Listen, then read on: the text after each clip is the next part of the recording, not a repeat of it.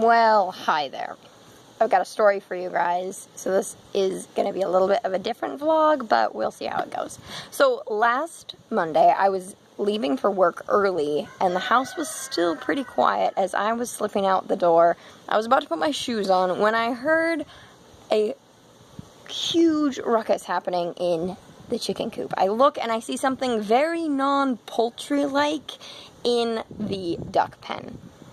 So I'm realizing there's some kind of predator in there, and I dash into the house and I holler to whoever might be awake that something is not going well and that they need to go fix it. I realize pretty quickly that nobody else in the house is ready to go running across the yard except for me. So I did. I'm still barefoot, and just imagine this with me. I'm still barefoot and I'm running towards the chicken coop, and the ducks are still freaking out and going everywhere, and I don't really know what I'm gonna find in there, nor do I have any idea what I'm gonna do when I get there. So I arrive and I find one duck that's not looking so hot.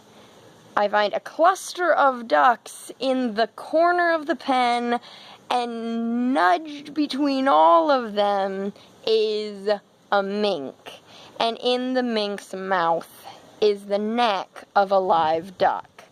Upon my arrival, the whole flock freezes, the mink freezes, I freeze, the mink's looking at me and I'm looking at the ducks, and the ducks are looking at the mink, and the one duck that is slowly breathing its last is just in its own world, and I still have no idea what I'm going to do. So I look around, and the only weapon I can find to arm myself with is a stick that's not that big.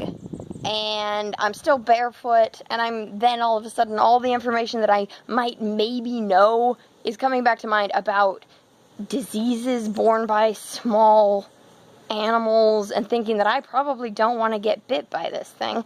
So I am not about to get in the pen with the mink.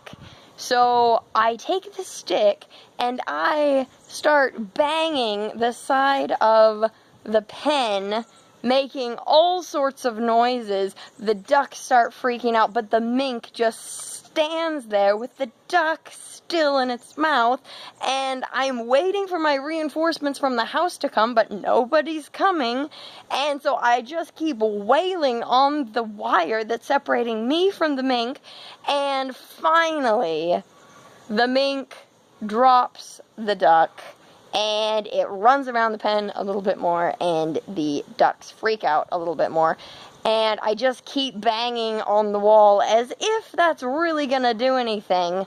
Apparently it wasn't too bad of an idea, because the mink did end up running away.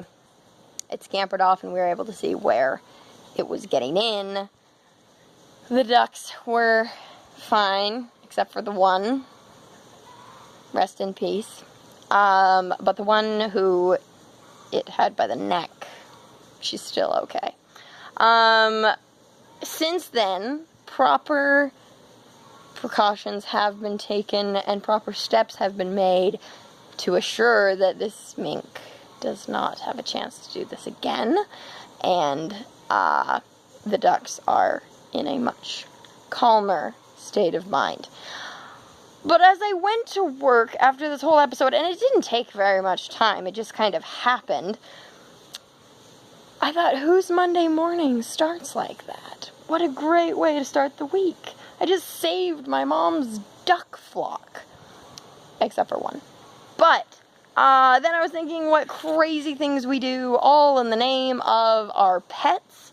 And I wondered what fun stories you guys might have of crazy things you have done for your pets, or just animals at large, that you maybe look back on and think, wow, why did I do that? It was just an animal. But there's some odd connection that makes us feel like we have to stand up for the little guy. In this case, it was no longer survival of the fittest, it was survival of the favorite, and that mink just really had to get out of there.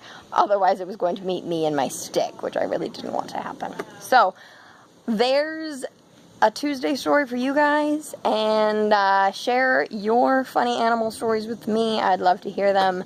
And yeah, more stuff coming up. There is on this island, there is always an adventure ahead.